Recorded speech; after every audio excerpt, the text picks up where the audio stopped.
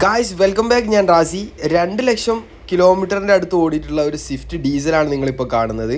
ഈ വാഹനം നമ്മുടെ ഗ്യാരേജിലേക്ക് വരാൻ കാരണം എന്താണെന്ന് വെച്ചാൽ ഇതിൻ്റെ ഓണർ പറയുന്നു ഈയിടെയായിട്ട് ഈ വണ്ടിക്ക് നല്ല സ്മോക്ക് ഉണ്ട്. അപ്പം അതാണ് ഇദ്ദേഹത്തിൻ്റെ പ്രശ്നം. അപ്പോൾ നമ്മൾ ചെയ്യാൻ പോകുന്ന കാര്യങ്ങൾ എന്താണെന്ന് വെച്ച് കഴിഞ്ഞാൽ ഫസ്റ്റ് തന്നെ ഞാനിതിൻ്റെ ടൈമിംഗ് ചെയിനാണ് ചെക്ക് ചെയ്യാൻ വേണ്ടി പോകുന്നത്. അപ്പോൾ ഇതാ 1,79,000 കിലോമീറ്റർ ഓടിയിട്ടുണ്ട്. ഇതിൻ്റെ ഓണറോട് ചോദിച്ചപ്പോൾ അദ്ദേഹം ഇതിൻ്റെ ഫസ്റ്റ് ഓണറാണ്. പക്ഷേ ഇന്നേ വരെ ഇതിൻ്റെ ടൈമിംഗ് ചെയിൻ കാര്യങ്ങളൊന്നും റീപ്ലേസ് ചെയ്തിട്ടില്ല എന്ന് അദ്ദേഹം പറഞ്ഞു. ഞാൻ നോക്കിയ സമയത്ത് ഇതിൻ്റെ ഓയിലിൻ്റെ അളവ് വളരെ കൂടുതലാട്ടോ. അതായത് ഏകദേശം ഒരു ഇന്നോവയിൽ ഒഴിക്കുന്ന ഓയിൽ ഇതിൻ്റെ ഉള്ളിലുണ്ട്. അപ്പം ഞാൻ ചെയ്യാൻ പോകുന്ന കാര്യം എന്താണെന്ന് വെച്ചാൽ ഇതിൻ്റെ ടൈമിംഗ് ചെയിൻ ഞാൻ പ്രോപ്പറായിട്ട് ഫസ്റ്റ് ചെക്ക് ചെയ്യും. താഴെ വരുന്ന കട്ടിങ്ങിൻ്റെ ഭാഗത്ത് മാത്രമേ ഓയിൽ വരാൻ പാടുള്ളൂ. ഇതിപ്പോൾ ഫുൾ ഓയിലാണ്. പിന്നെ റേഡിയേറ്റർ ക്യാപ്പിൻ്റെ അവസ്ഥ എന്ന് പറഞ്ഞാൽ ഈ ക്യാപ്പ് കംപ്ലീറ്റ് ഡെഡ് ക്യാപ്പാണ്. കാരണം അതിൻ്റെ പീസായിട്ടാണ് ഊരി വരുന്നത്. അത് ജെനുവിൻ ക്യാപ്പും അല്ല. അപ്പോൾ നമുക്കിനി എന്ത് ചെയ്യണം? റേഡിയേറ്റർ ക്യാപ്പ് റീപ്ലേസ് ചെയ്യണം. അല്ലെങ്കിൽ ഈ വണ്ടി എവിടെയെങ്കിലുമൊക്കെ പോകുന്ന സമയത്ത് ഓവർ ഹീറ്റ് ആയിട്ട് എൻജിൻ പണിയായി പോവും. ഓക്കെ, അപ്പം ഞാൻ ചെയ്യുന്നതെന്ന് പറഞ്ഞാൽ ഒരുപാട് പൈസ വരാത്ത രീതിയിൽ, ഒരുപാട് പൈസ സ്പെൻഡ് ചെയ്യാത്ത രീതിയിൽ ഈ വണ്ടിയെ ജസ്റ്റ് നോർമൽ കണ്ടീഷനിലേക്ക് ആക്കാൻ വേണ്ടി പോവുകയാണ്. ആദ്യം തന്നെ ഞാൻ നിങ്ങളെ ഈ വണ്ടി ഒന്ന് സ്റ്റാർട്ട് ചെയ്ത് കാണിക്കാം. അപ്പം ഞാൻ സ്റ്റാർട്ട് ചെയ്തപ്പോൾ തന്നെ നല്ല പുകയാണ് കേട്ടോ. പിന്നെ കുറച്ച് പഴക്കമുള്ള വണ്ടികളാണെങ്കിൽ, പ്രത്യേകിച്ച് ഡീസൽ വണ്ടികളാണെങ്കിൽ സ്മോക്ക് ഉണ്ടാവും. അതായത് നമ്മൾ സ്റ്റാർട്ട് ചെയ്ത് കഴിഞ്ഞാൽ ആ ഒരു സൈലൻസർ കാര്യങ്ങളൊക്കെ ഒന്ന് ഹീറ്റപ്പായി വരുന്നവരെ ചെറിയ രീതിയിലുള്ളൊരു സ്മോക്ക് വരാൻ ചാൻസ് ഉണ്ട്. പിന്നെ വേറൊരു കാരണം എന്ന് പറഞ്ഞാൽ ഇതിൻ്റെ ഹീറ്റർ പ്ലഗ്ഗാണ്. പക്ഷേ ഹീറ്റർ പ്ലഗ് ഒന്നും നമുക്ക് ഡയറക്റ്റ് പോയി അഴിക്കാൻ പറ്റില്ല. കാരണം അഴിച്ചു കഴിഞ്ഞാൽ ചിലത് പ്ലഗ് ഒടിഞ്ഞു കഴിഞ്ഞാൽ പിന്നെ എൻജിൻ ഫുള്ളായിട്ട് അഴിക്കേണ്ടി വരും, അല്ലെങ്കിൽ ഹെഡ് അഴിക്കേണ്ടി വരും. അപ്പം അതൊക്കെ ഞാൻ ഓൾറെഡി ഇതിൻ്റെ ഓണറോട് പറഞ്ഞതാണ്. ഞാൻ ചെയ്യുന്നതെന്ന് പറഞ്ഞാൽ ഇതിൻ്റെ ഓണറുടെ പോക്കറ്റിൽ നിന്ന് ഒരുപാട് പൈസ പോവാത്ത രീതിയിൽ ഈ ഒരു കാറിനെ ഞാൻ ഫിക്സ് ചെയ്തെടുക്കാൻ വേണ്ടിയാണ് നോക്കുന്നത്.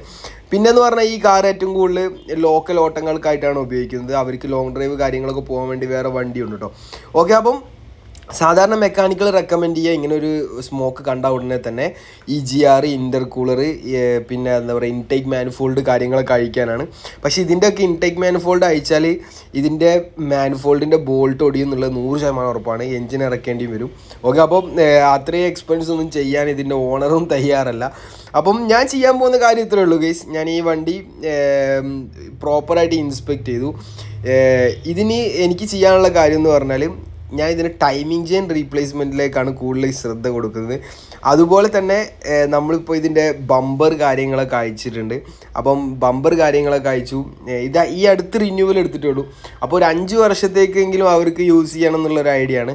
ഓക്കെ, അപ്പം ബമ്പർ അയച്ചപ്പം ലെഫ്റ്റ് സൈഡ് ഈസി ആയിട്ട് അയച്ചു വന്നു.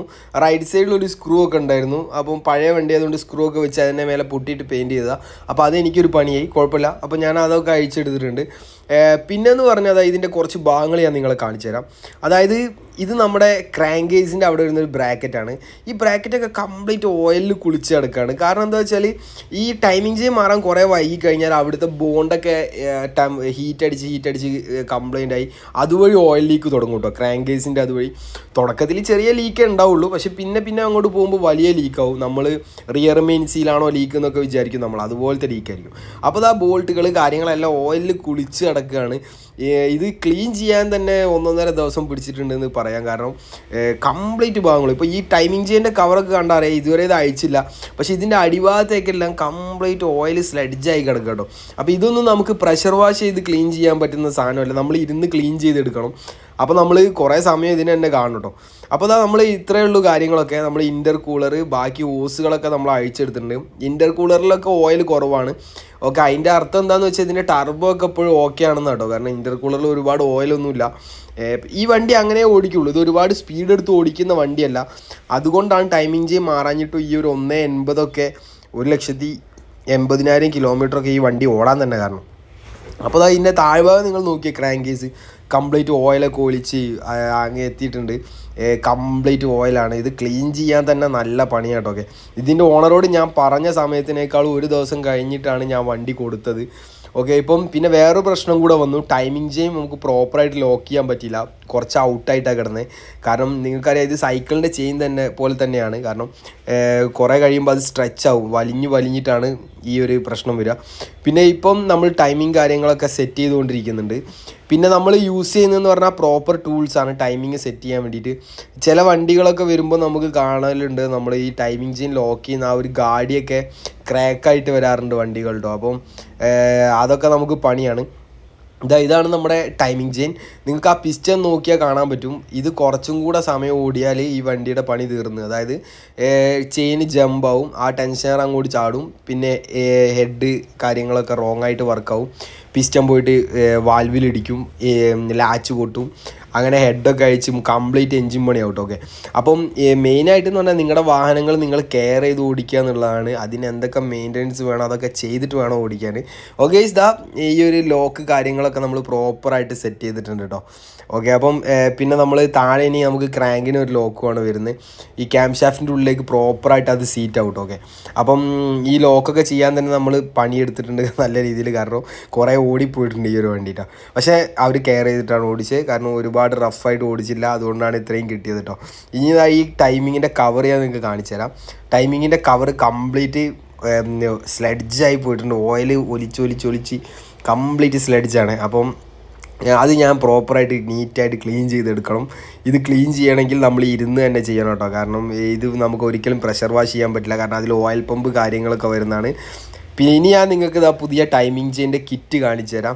അപ്പോൾ ഇതിൻ്റെ ഓണറോട് ഞാൻ മാക്സിമം എക്സ്പെൻസ് കുറച്ച് ചെയ്യാമെന്നാണ് ഞാൻ പറഞ്ഞതെങ്കിലും ഇതിൻ്റെ വാട്ടർ പമ്പും കൂടെ ഞാൻ മാറേണ്ടി വരും.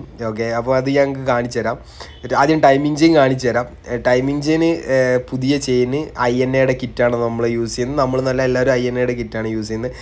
ഓക്കെ, അപ്പം INA എന്ന് പറഞ്ഞ ബ്രാൻഡാണ് ഇതിൽ ജെന്യുവൻ ആയിട്ടുള്ള ബ്രാൻഡ് വരിക. ഓക്കെ, അപ്പം എല്ലാ പാർട്സും നമ്മൾ റീപ്ലേസ് ചെയ്യുന്നുണ്ട്. ടെൻഷനറൊക്കെ വർക്ക് കഴിഞ്ഞിട്ട് ഞാൻ നിങ്ങൾക്ക് കാണിച്ചു തരാം എത്രത്തോളം തള്ളിയിട്ടുള്ളതെന്ന്. ഇത് വാട്ടർ പമ്പാണ് കേട്ടോ, പഴയ, അതായത് 2 ലക്ഷം കിലോമീറ്റർ ഓടിയ വാട്ടർ പമ്പാണ് ആ കാണുന്നത്. ഓക്കെ, ഇത് നമ്മുടെ പുതിയ പമ്പാണ്, വാട്ടർ പമ്പ്. അപ്പം ഇതിനൊരു ഓറിങ് ഡാമേജ് ആയിരുന്നു പഴയ വാട്ടർ പമ്പിന്. അപ്പോൾ അത് എവിടെ തപ്പിയിട്ടും കിട്ടാനില്ല. പിന്നെ 2 ലക്ഷം കിലോമീറ്റർ ഓടിയതല്ലേ എന്ന് വിചാരിച്ചിട്ട് നമ്മൾ എന്ത് ചെയ്തു, വാട്ടർ പമ്പ് ഫുള്ളായിട്ട് മാറ്റി. ചെറിയൊരു ഡിഫറൻസ് ഉണ്ട് ഇതിൻ്റെ എഞ്ചിനീയറിങ്ങിൽ ഈ പുതിയ വാട്ടർ പമ്പിൻ്റെ. പക്ഷേ ഇത് പെർഫെക്റ്റ് വർക്കിംഗ് ആണ് കേട്ടോ. ഓക്കെ, അത് അത്രയും കൊല്ലങ്ങൾക്ക് മുമ്പ് വന്നതായതുകൊണ്ട് വേറെ ഡിസൈൻ ആണെന്നുള്ളൂ. ഗൈസ്, ഇത്രയാണ് കാര്യങ്ങൾ. ഇപ്പോൾ നമ്മൾ ടൈമിംഗ് ചെയിൻ ലോഡ് ചെയ്തപ്പോൾ കുറച്ച് മാത്രമേ പിസ്റ്റൺ പുഷ് ആയിട്ടുള്ളൂ. നേരത്തെ ഒരുപാട് പുഷായിരുന്നു. കുറച്ചുകൂടെ ഒന്ന് ആക്സിലേറ്ററൊക്കെ കൊടുത്ത് ഒന്ന് വലിപ്പിച്ച് ഓടിച്ചിരുന്നെങ്കിൽ ജമ്പായി പോനെ.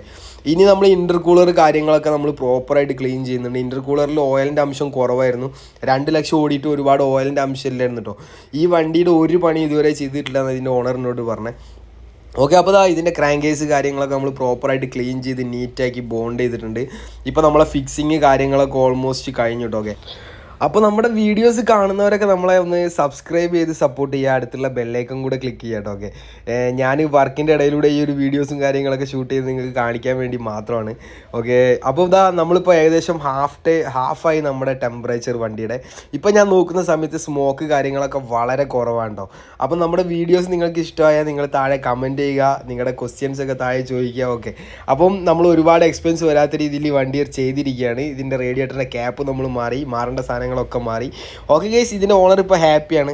അങ്ങനെ ഇതിൻ്റെ വർക്ക് കാര്യങ്ങളൊക്കെ കഴിഞ്ഞ് ഞാൻ ഈ വണ്ടി വാഷ് ചെയ്ത് കഴിഞ്ഞപ്പോൾ ഈ വണ്ടി പെർഫെക്റ്റ് ലുക്കിലേക്ക് വന്നിട്ടോ. ഇതിൻ്റെ നമ്പർ നിങ്ങൾ നേരത്തെ നോട്ട് ചെയ്തിട്ടുണ്ടാവും. 2255 ആണ് ഈ ഒരു വണ്ടിയുടെ number. Okay guys, thank you for watching.